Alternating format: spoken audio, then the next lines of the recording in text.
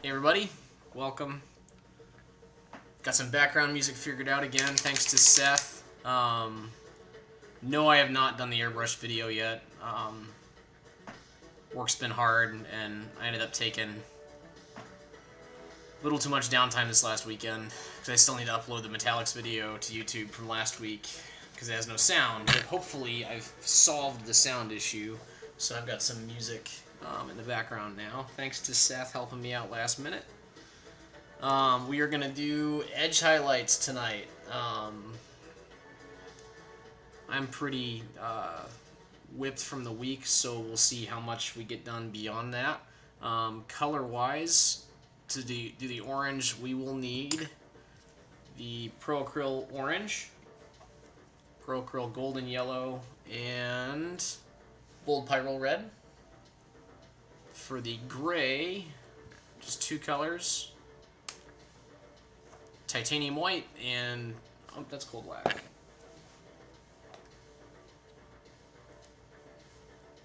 Dark warm gray. So we'll start with the orange.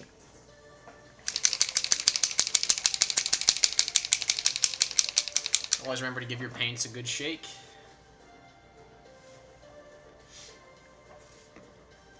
So when you're edge highlighting, it's important to not have your brush too wet. Because if the paint's wet, it's going to run more. And you're trying to control how much paint gets on like an area you want to highlight. Now some of this highlighting isn't actually going to be edge highlighting. We might be highlighting up some of the volumes just to make them a little brighter. But we'll also be doing some edges too. A lot of the brush control stuff for edge highlighting is similar to freehanding, just steady movements. We've got our Monument Hobbies number 2 sable we'll be using today. You guys, I hope, can see okay, right?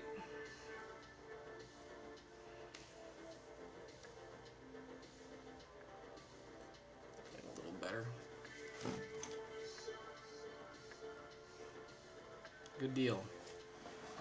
Alright, so we're going to start with the orange, because that's the most surface area to cover. I'm going to grab a little of the Bold Pyroll Red and a lot of the orange. So we've got a little touching up to do before we start getting it brighter. There's the mix on the palette. And there it is on my finger.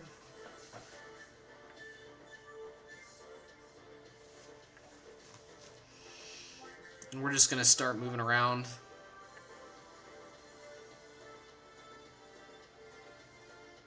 Try and brighten up some areas that we made dark earlier.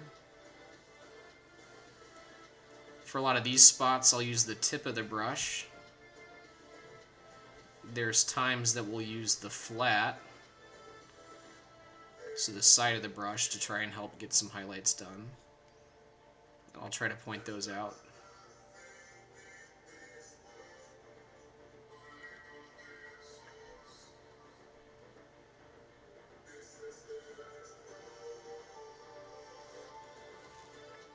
So like this edge of the cowl,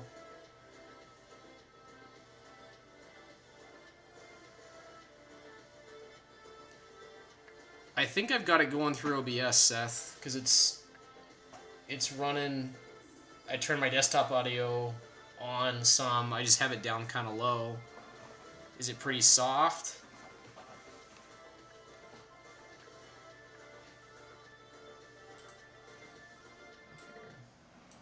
Turn my speakers down. Can you hear it now? And is it too loud?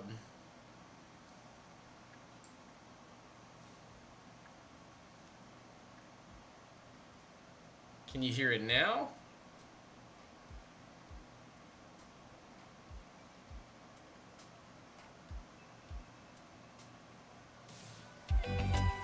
How about now?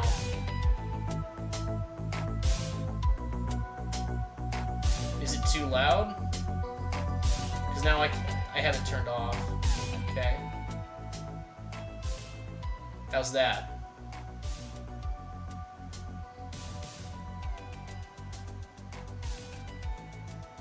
Cool. All right.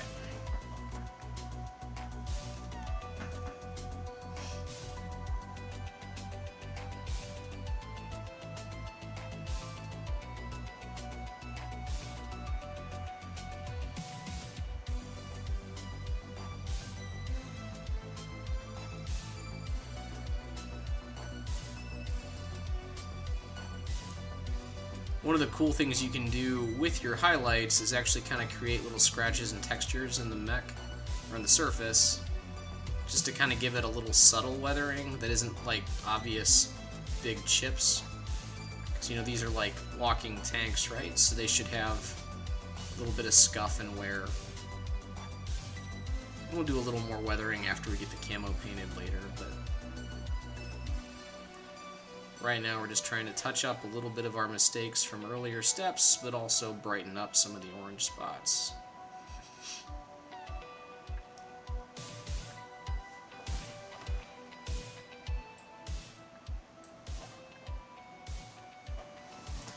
Kind of areas that would be exposed. So you'll kind of see me randomly kind of... Hey, thanks, Suge. Thanks for stopping by, man. He's part of the Cult of Magenta.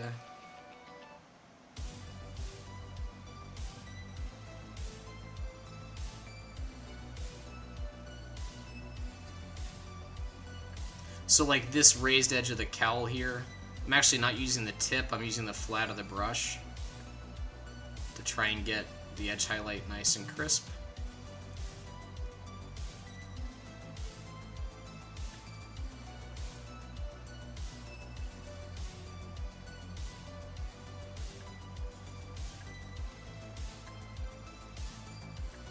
Same thing here. Just not using the tip. I don't know if you guys can see that or not.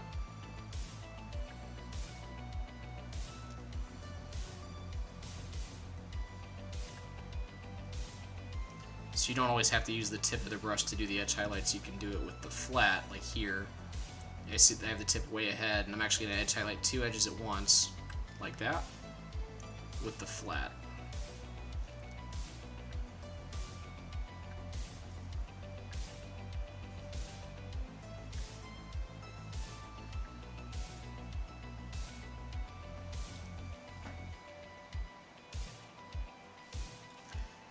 Edge highlighting is one of those like really kind of rewarding stages of the paint job because you really start to see things crisp up. Dirty secret, I really don't like edge highlighting in general because it's just so tedious.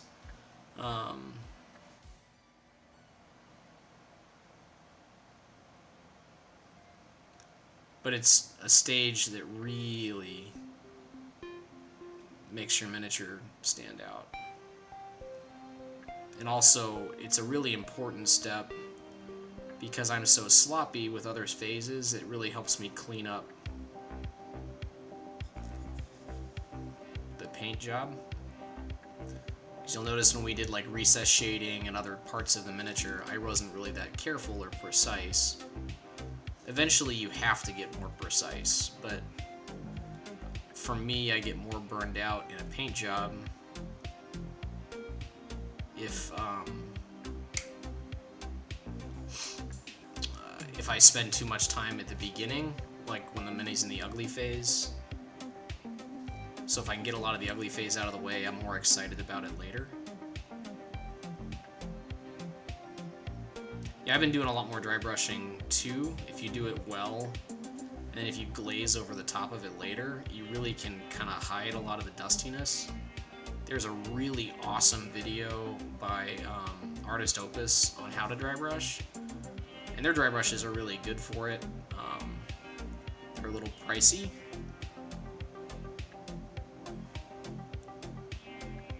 but they're a solid investment if you have the money.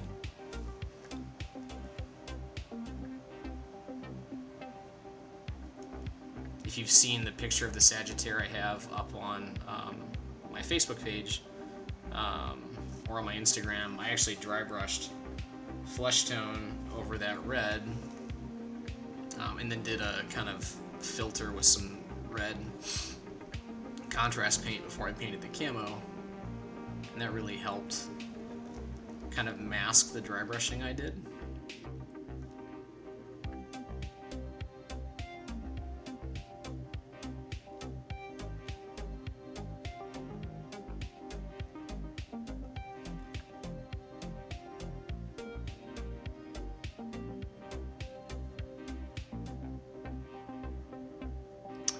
I'm not really lining every panel because like that kind of gets to like the old school Games Workshop way of painting.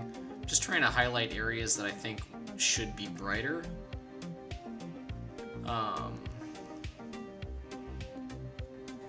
Just to make them stand out more. Put a couple scratches on this hip plate.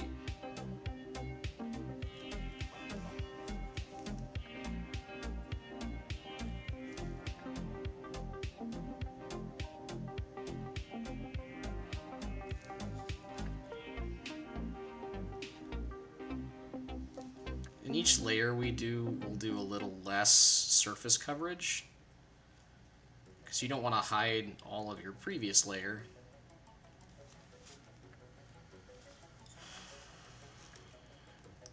You want some of that to show up. Yeah, I'm just using the same mix. I haven't remixed, so even when it looks a little darker, and the paint always looks brighter as it's more wet, so as it dries out it starts to look a little more in line with what we're going for. So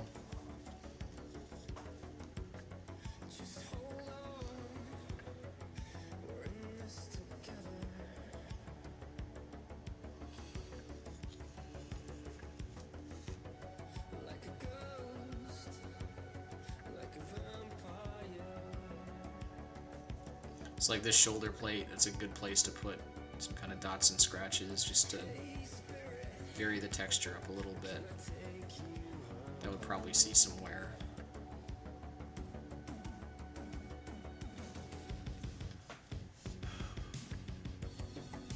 The nice thing about using like a number 2 size brush here is the belly of the brush is pretty like fat, so it can hold a lot of paint. So I really don't have to go back and forth to the palette a lot. You just kind of get a feel for when the paint on your brush is getting a little too dry and when you need to clean up and go on.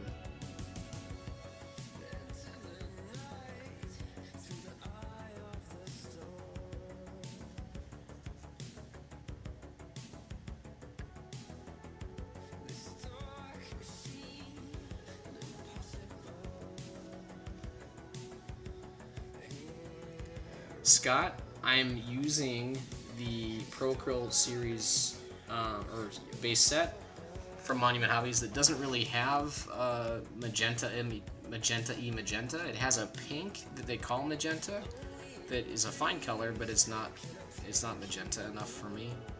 And I tried to mix my own and it didn't really work. I have my lovely AK magenta on the desk that's like staring at me, and I want to, but I promised to paint this miniature with only the base Procryl set so anybody could follow along and not worry about buying a bunch of stuff.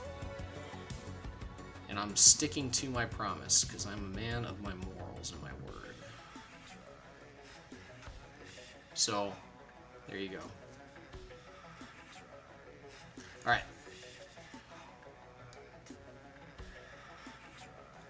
First highlight. Now, let's take that same mix, add a little more of the orange.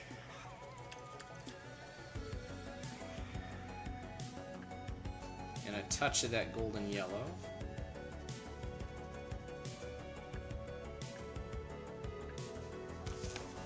So here's different colors there.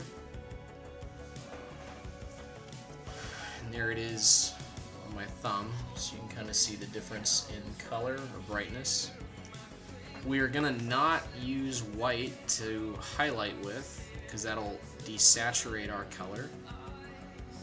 it'll make a higher value, so it'll be brighter, but it'll kind of create some desaturation, which I really don't want, because I like nice saturated color. If you want to mix in some white, you can mix in some white.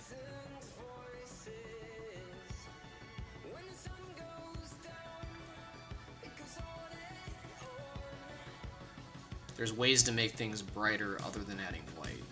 It's something I've been learning lately from some people I've had some coaching with.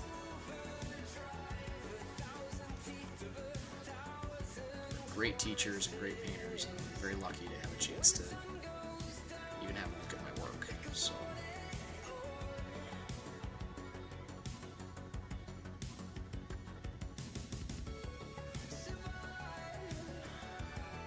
So I'll shout out Aaron Lovejoy.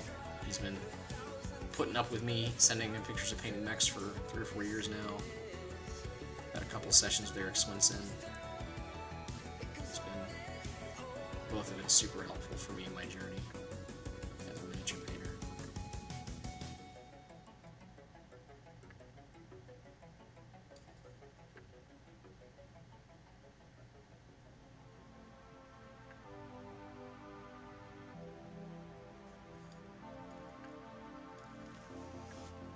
Kind of only focusing on areas that are more up with this color, so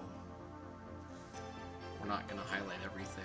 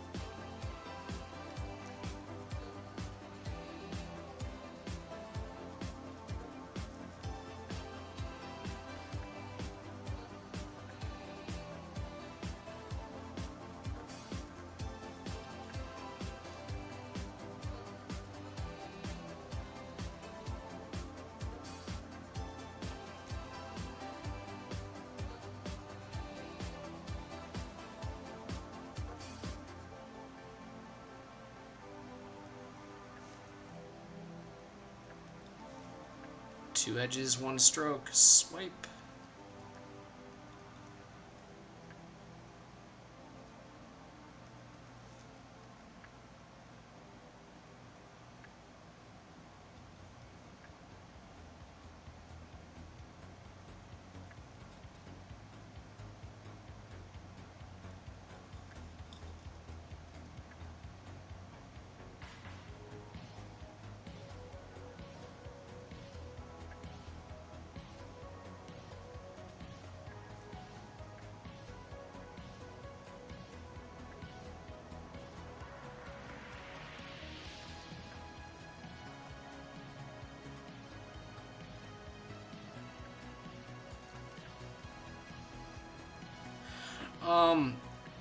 I'm a big just natural sable brush guy, mainly because I just hate dealing with the curling you get with acrylic brushes over time. Yeah, lighter pressure, and I'm not really covering the whole area on everything. Sometimes I am, depending on how bright I want it to be. Just being kind of selective.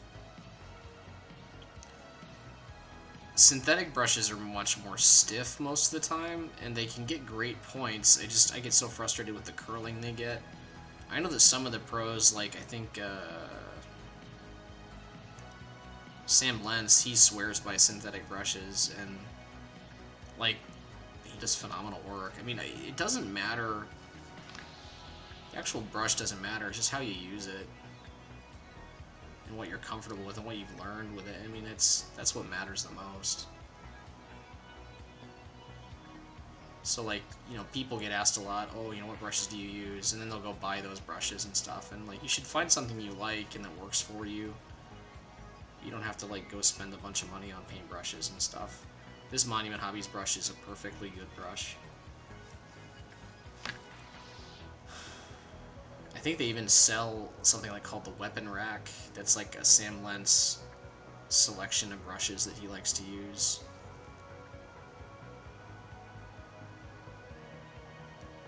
I've gone to buy it a couple times and it's always sold out. So I've bought into the whole have to buy the brushes the pros use thing. So do as I say, not as I do. Alright.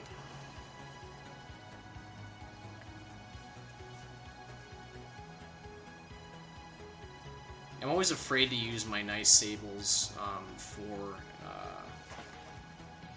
metallics because I don't want to get metallic paints like in with my busts and stuff like that that are like usually non-metallic metal.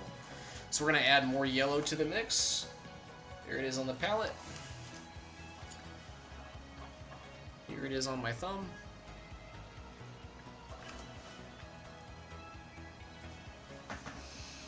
And we're going to try to not cover nearly as much area as before. Little bits, very gentle pressure.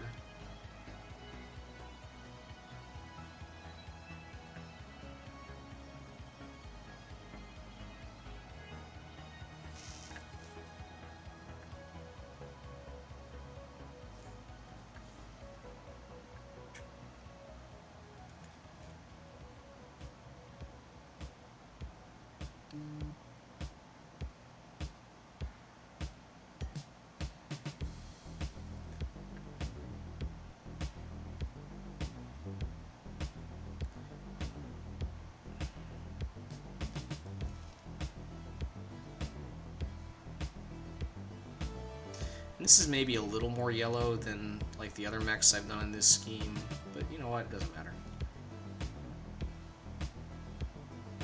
It looks cool.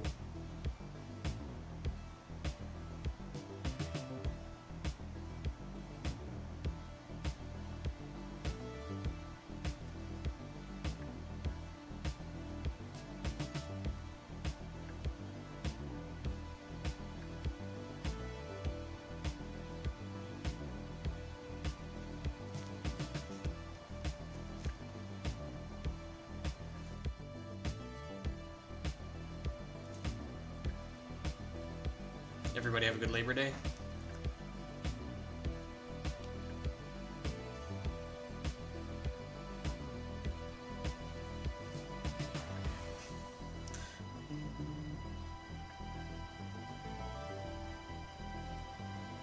I don't know if you guys can hear that. My puppy is not happy. She's upstairs. She's mad at me for being down here. I'm gonna pay for it after the stream is over. She's gonna be mad. She's a moody dog.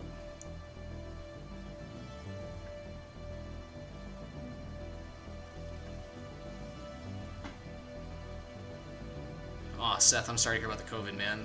It's making the rounds across the country right now. I'm seeing a lot of it in the office, so... Okay. I can hear her. She's She's whining pretty loud. She's mad.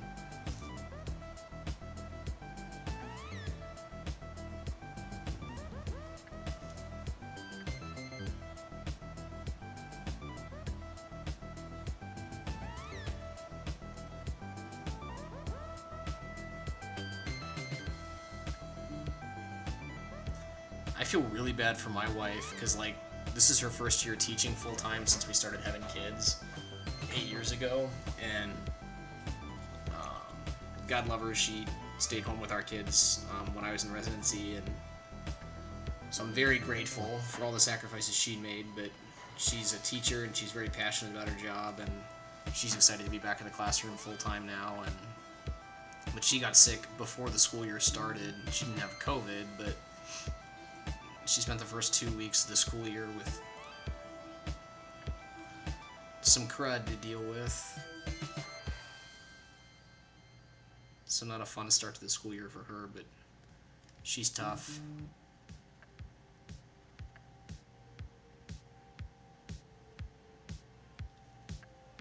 So special shout out to my wife Lauren, who is a gem, and I'm very lucky to have her.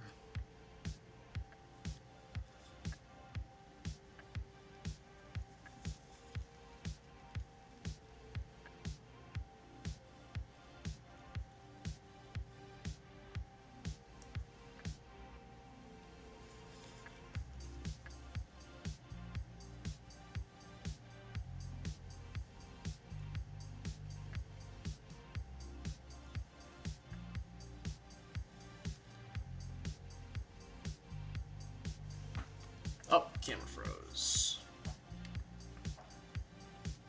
There we go. Sorry about that.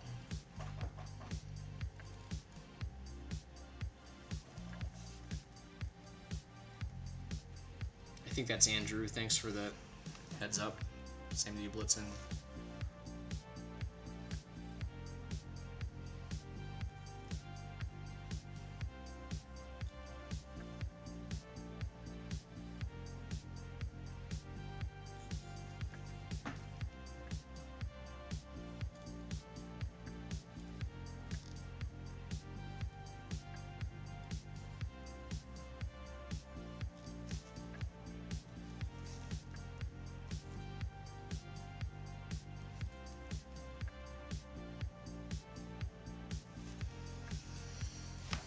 Can you guys see okay?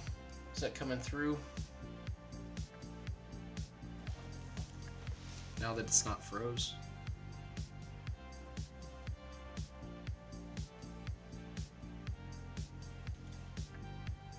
You'll notice some areas I'm kind of going over a couple times. That's called insisting.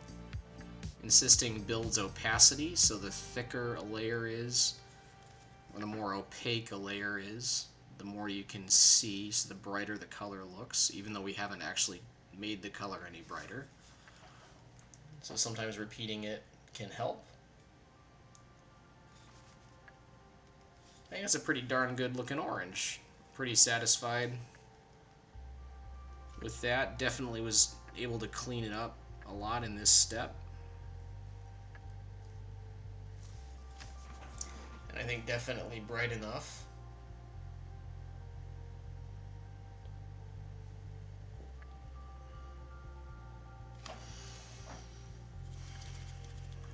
Doing them live on a stream with you guys is just a joy.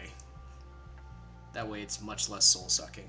You know, it's I guess, like, it's a tedious part, and I kind of dread it, but it's also a part when you can take, because you can clean up a lot of the quick, dirty work you do earlier very quickly doing them, and it really kind of makes the mech look better. So it's a very tedious phase of painting a mech, but it's a very rewarding phase because you really start to see, like, this is really gonna pop, right? Like, it's really gonna kind of brings everything together. So, like, all that sloppiness we had earlier is starting to get kind of tightened up and pulled together, and it just makes a really nice looking piece. So it is soul sucking, Scott, but it's also very rewarding.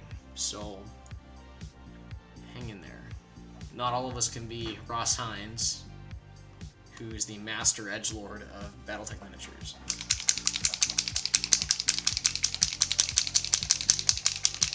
Ross Hines is the edgiest Battletech painter that I know.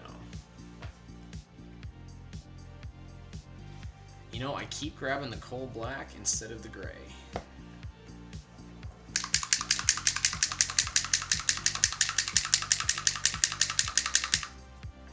So we're going to move on to the white or the light gray parts, because I'm pretty happy with the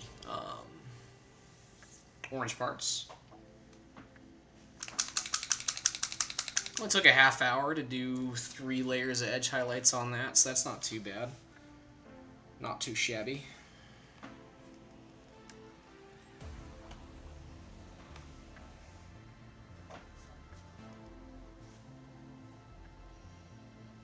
You'll notice I've gone a half hour without licking my brush once, so I'm trying. This wet paper towel is substituting for me licking my brush, and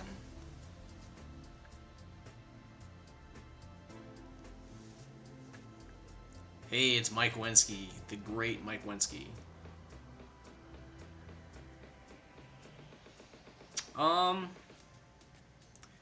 Maybe, Scott, when you're thinking about edge highlighting, try not to think about highlighting every edge, but highlighting edges to help build volume and help build shapes.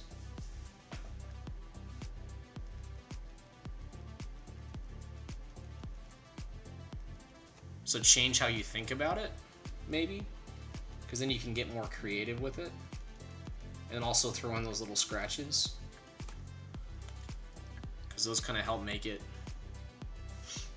a little more enjoyable. And for fun, when you add those little scratches in, you can make noises. Like, anybody used to watch like Mark Kistler art show when he was like cha-cha, scratches, ha-sha. So you can entertain yourself by making little noises.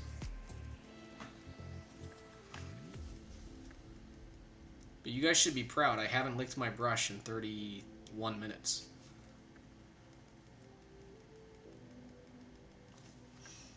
So the gray needs a little more TLC than the orange did, because I kind of rushed through doing it. So I got to play with mixing colors a little bit to get some stuff tightened up here. So here's a couple different mixes I have, one darker, one lighter, dark, warm gray, and white. And some of my shading was quite sloppy.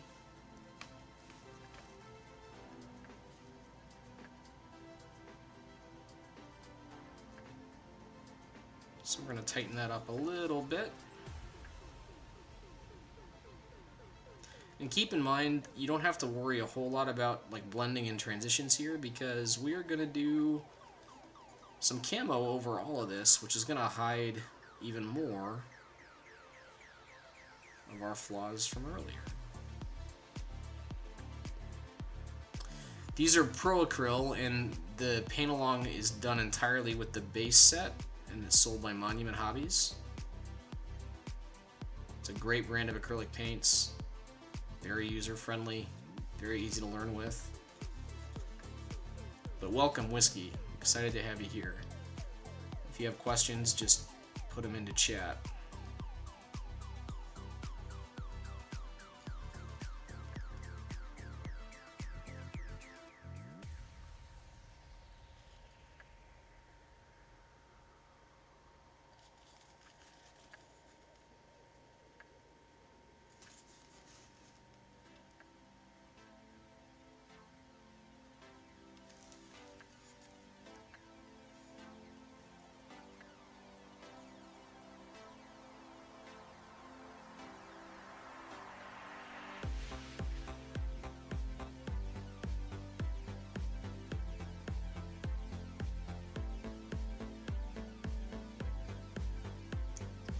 Warp Fiend Flesh. Is that a Games Workshop color?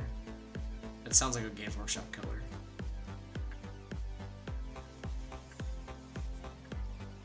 Alright.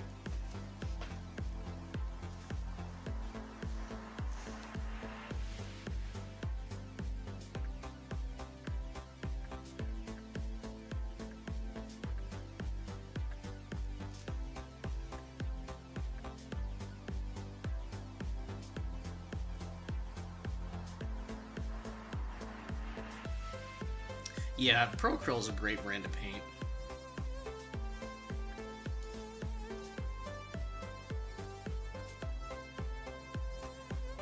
I think part of the problem, like in the miniature painting hobby, is there's this oversaturation of stuff, and like a lot of pro painters, like everyone wants to be like them, so like they'll get asked a lot, "Oh, what brand of paints are you using?"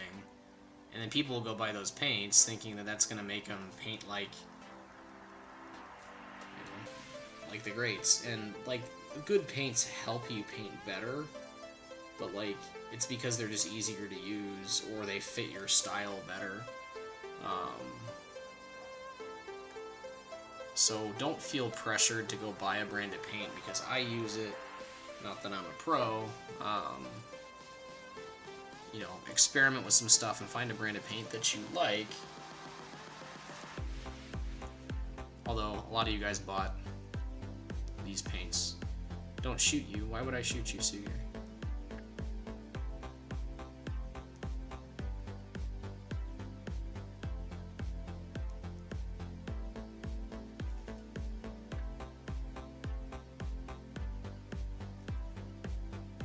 That's okay.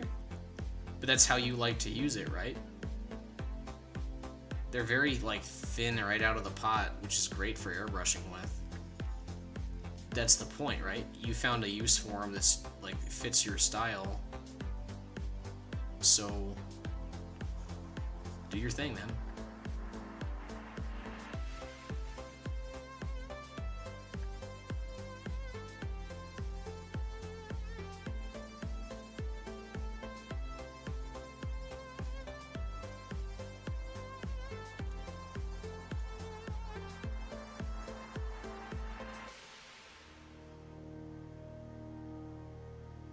So I moved on to just painting edges with some lighter gray. So I mixed a little more white in after I got my touch-ups done.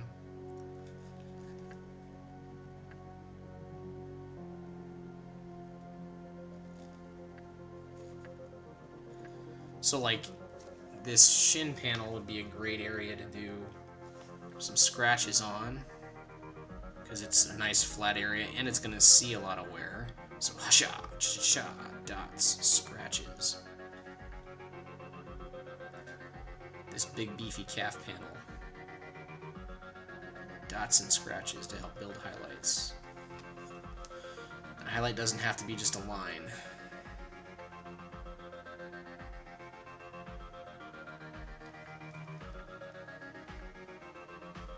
When you're doing dots and scratches, you have to make noise and sound effects to really convince yourself that you're doing dots and scratches.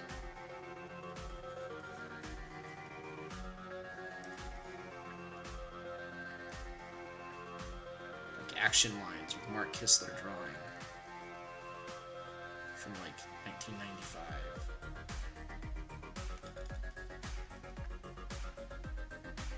Tell me somebody else has seen that before and I'm not.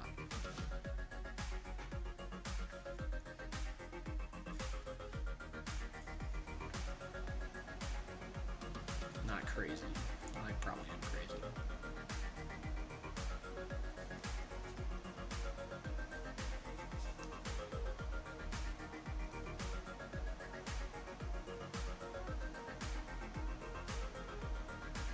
So like this recessed panel in the shin,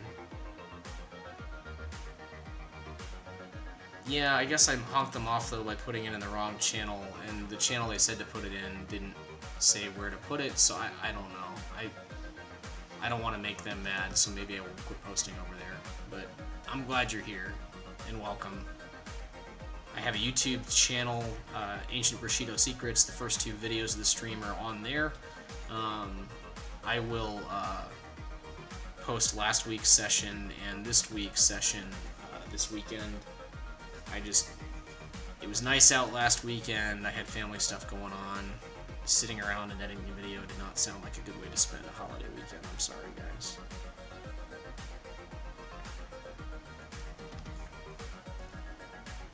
I almost pushed tonight's stream off because I just wiped out from the week, but Josh Neal and Mike Wensky encourage me to hang in there and get it done. So thanks to those guys.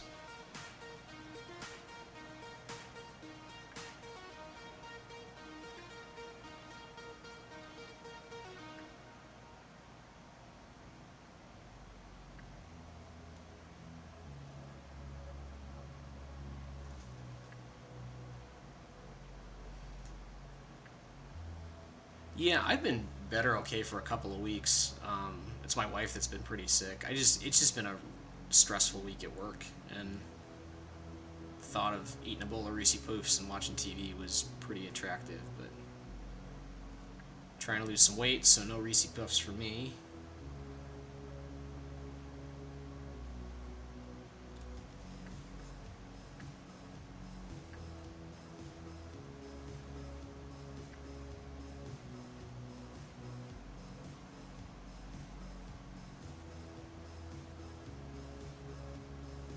Scott, is this the only stream you're watching right now?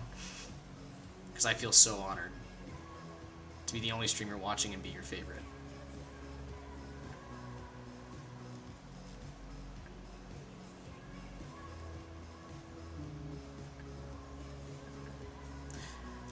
There's other CSO artists streaming. Arclight Minis. Zach is doing streams. I think he's moved to Sundays. I don't know his Twitch stream channel off the top of my head. It's probably Arclight Minis. Zach's a much better painter than I am. Go check him out.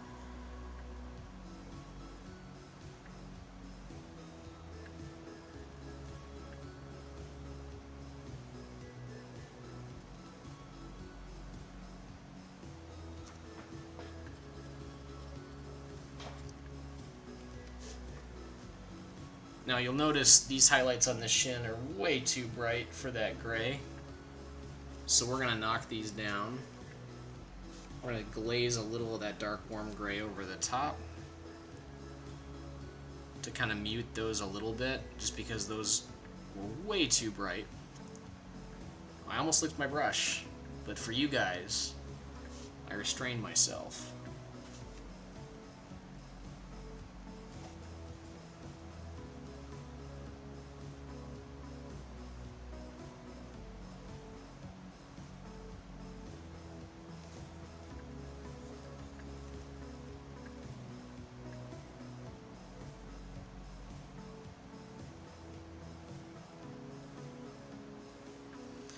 When you're painting, especially doing more fine work like edge highlights, always be looking at the tip of your brush. Like there are times like you'll see the tip's a little frayed in some spots, and I rotated the brush slightly. That kind of helps. Basically, like I don't have to, go back to the paint or back to the palette or back to the wet paper towel to smooth the brush tip out. I'm just using what I have to keep moving.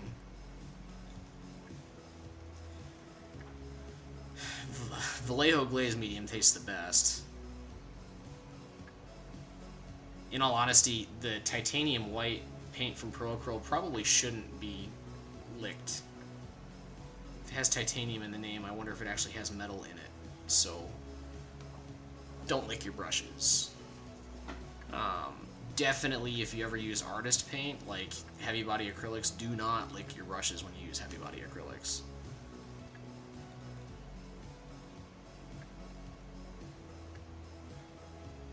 But Vallejo Glaze Medium tastes the best.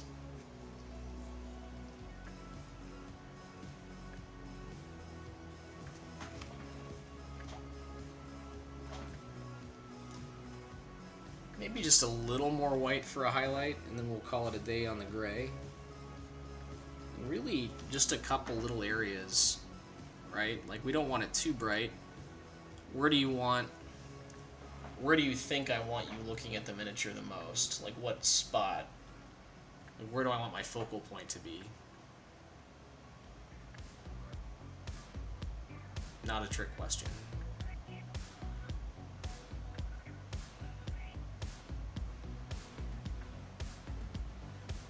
Yeah, the torso, like the head area. That's why I put so much kind of emphasis on my cockpits, because I really want you looking there. So if I had a bright white spot that was a higher value, on like this leg, that would probably be pretty distracting, right?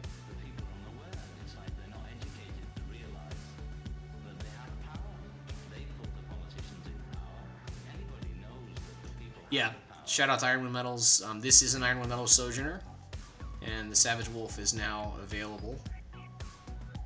And it is quite the nice miniature. I got to paint 2 of them to give away at Masters and Minions.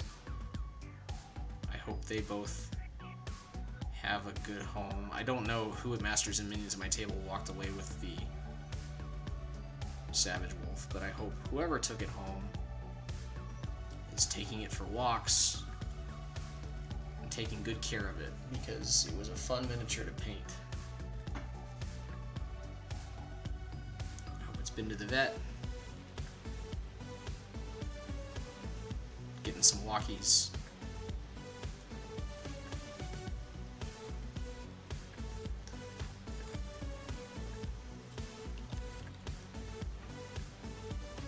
Alright, so that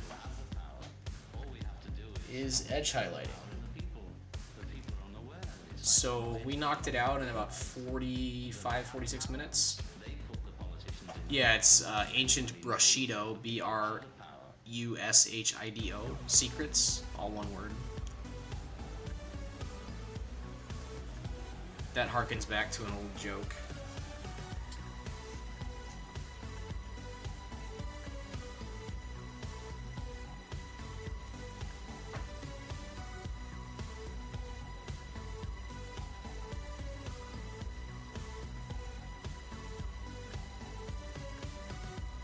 None of my secrets are that ancient or that good, but Ancient Brushido Secrets is a joke. All right.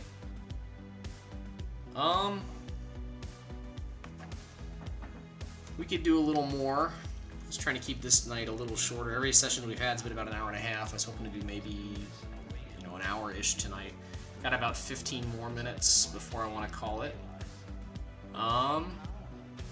We could do a few things. We could add a little white trim to the orange part, because I like to add a little like light gray or white trim on the torso just to kind of help break up some of the orange. I don't want to start doing the stripes yet, because we're going to do that all in one session.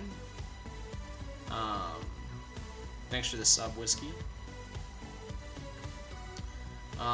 We could do a little bit of glazing on the orange and the gray just to kind of even some of those highlights out.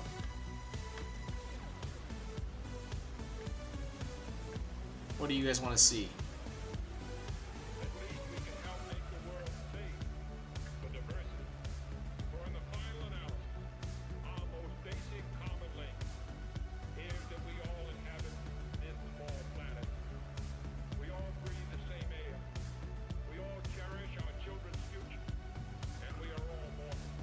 Orange and the gray. We can do a little glazing on. I'm gonna say let's do some glazing. That'll be kind of fun.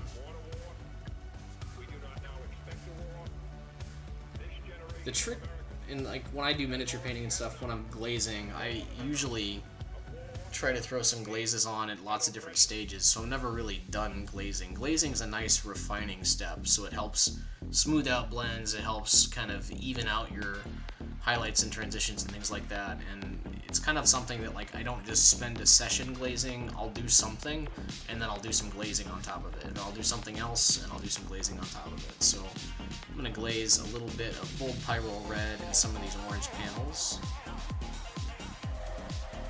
trying to keep that towards the darker parts just so I don't undo some of the yellowy stuff we have. Just to make that color a little more vibrant, a little more intense. Orange is effectively kind of dark brown, or light brown rather. So throwing a little pure color to help augment what we have to work with. Not everywhere. Don't want to cover up the yellow bits that we have highlighted.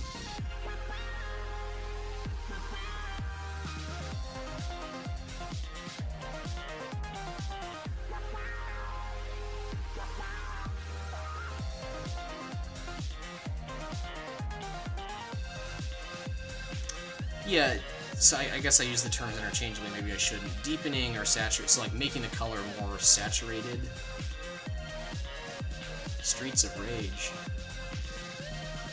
What do you mean, Suge? Did I hurt your feelings?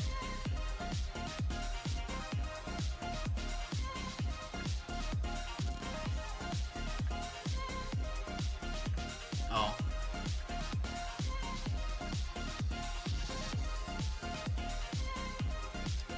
Yeah, I found some really cool music that was royalty free. I gotta post the link. Special thanks to that artist.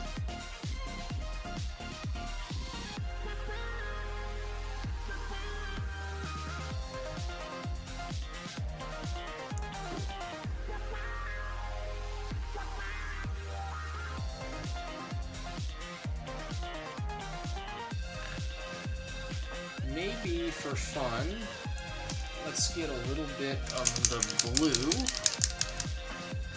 So what color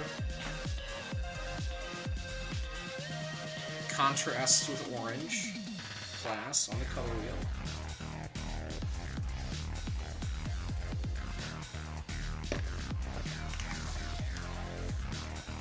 Anybody? Bueller? Bueller?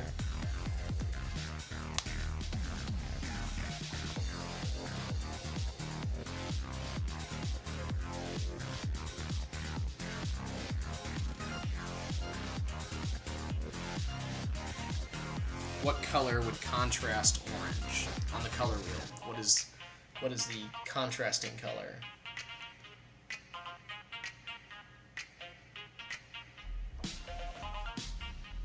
I don't have a color wheel handy to hold up.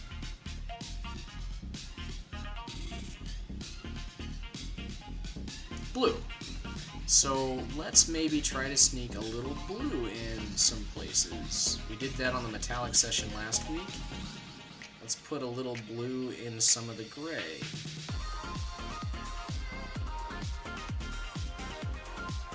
That's called using a kicker color. Basically, that's a color that doesn't really belong in the paint scheme. I stole this, or I learned this from Aaron Lovejoy. That's a color that doesn't belong in the scheme, but you can use to augment the colors around it. Obviously, a glaze is going to kind of filter and slightly modulate the color it's going over. So it's not like I'm just putting blue and slapping blue on the paint job. But I'm trying to be subtle about adding that contrast in. Now for funsies, as an experiment, and that's about the thickness of that glaze, let's throw a little bit of that on the orange where I want some shadow. So like up under the cowl, this little bit here. Areas that are darker, let's throw a little blue on.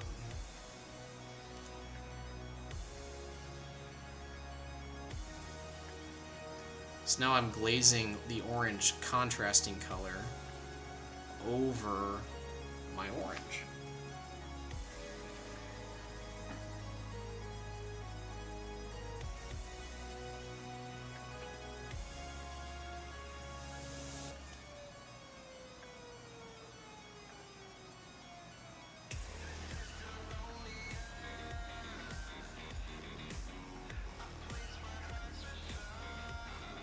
Paint's not very thick, it's very thin.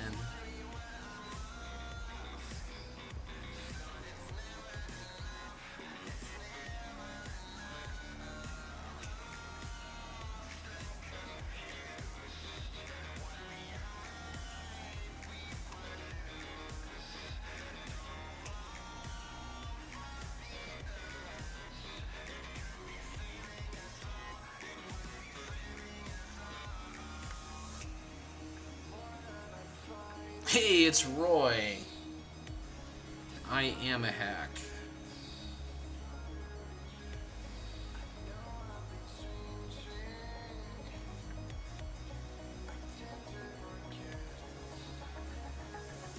Thanks for stopping by, Roy.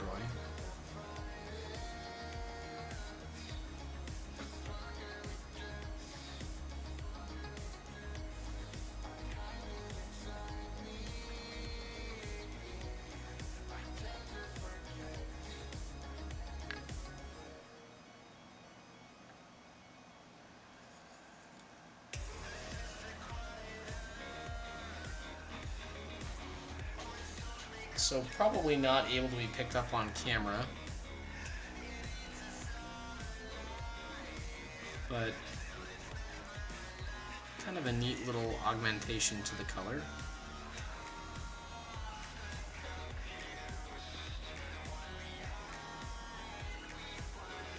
You probably have the Rona again, man. You had it pretty bad at Adepticon a couple years ago, I think, right?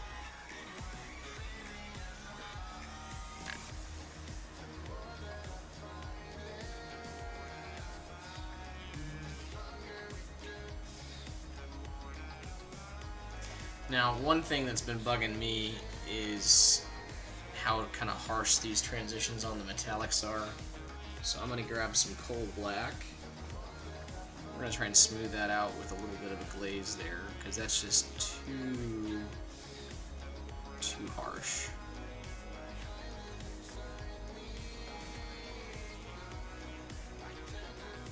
I want that a little more subtle.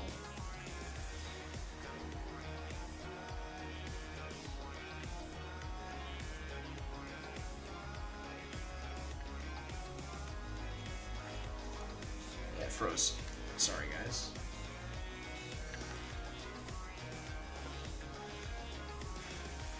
Probably should upgrade cameras at some point in time, but the camera that is really good for this is like $1,300. I'm not splurging for that out of pocket right now, so.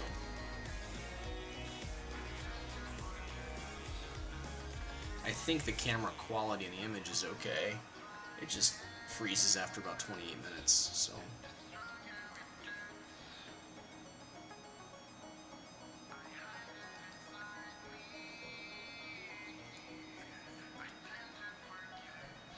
I like you guys, but $1,300 out of pocket, a little much.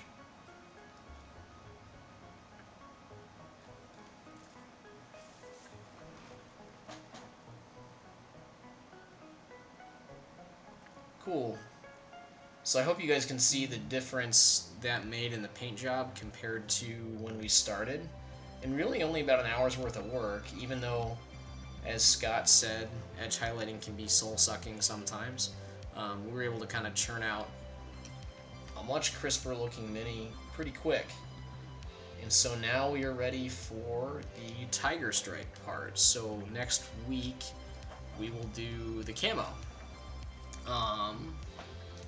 It won't be next Thursday night. I have a meeting next Thursday for work, so I won't be home in time to be able to stream well, and I'll be pretty zonked and fried after all that anyway.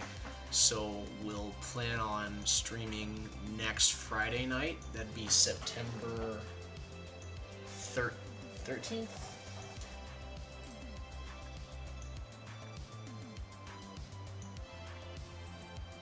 Yeah, September 13th, probably 8:45 p.m. I know Friday night's not a super cool time to stream, but with work and family time for me, that's the night that works the best.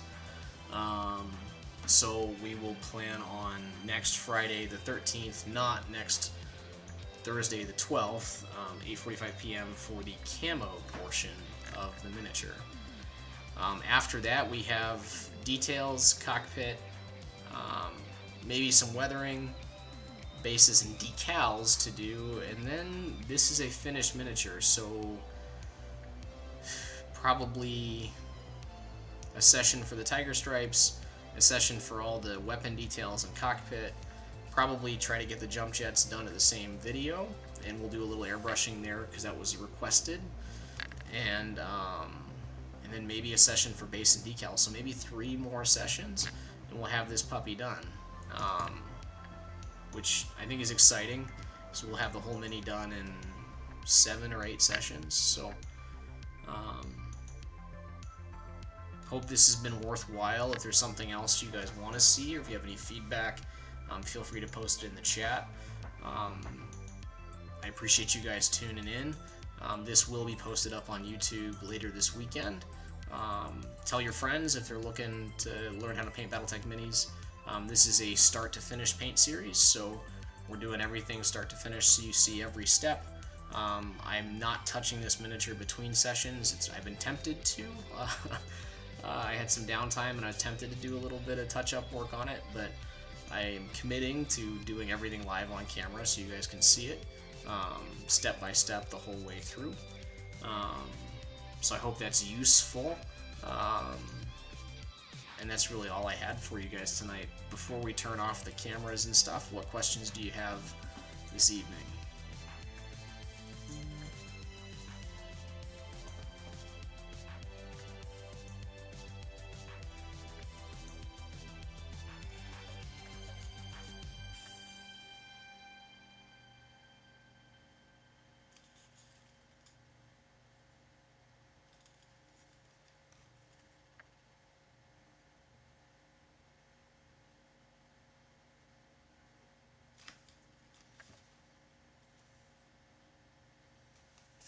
Any questions, guys? Hello, it's me, your oil change light. That last mechanic took 3 hours. Baby powder, Roy. Baby powder. Silence your oil change anxiety at Valvoline Instant Oil Change, where we change your oil in about 15 minutes.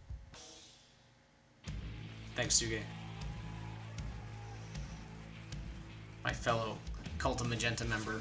Appreciate it.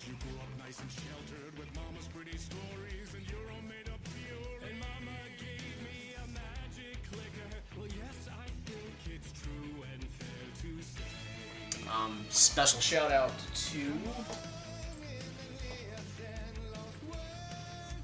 Aslan Ramazanov for the Synthwave mix. I will copy the link and post it up in the chat if anybody wants to check out his stuff on SoundCloud. But it was good to have some background music tonight, so I wasn't just droning on and on. See you guys next week. Bring your questions. If you need anything, you can always reach me on Facebook. The Way of the Brush or Brushido there. And other than that, thanks for tuning in tonight, guys. Special thanks to Seth Glenn for always helping me fix all my stream issues. Special thanks to the Wolf That Radio podcast guys for being supportive. They are streaming their I think Thursday Night Fight right now. They just started, so tune into them after me and give them a watch. Don't forget, YouTube channel is Ancient Bushido Secrets. Like and subscribe to the channel. I'll have more videos posted there. I might do some one-off kind of stream video stuff that I'll post to there too that won't be part of the paint-along series, depending on time. Or after we get the paint-along done, I might do that then. But sorry, escalation. Sorry, but it is recorded and it'll be on my Twitch feed, so you can see it there too. So the live part's over, though. I'm sorry, man.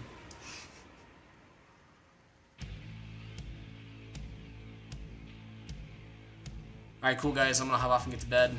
I will see you guys next Friday, September 13th at 8:45 p.m. Eastern Standard Time.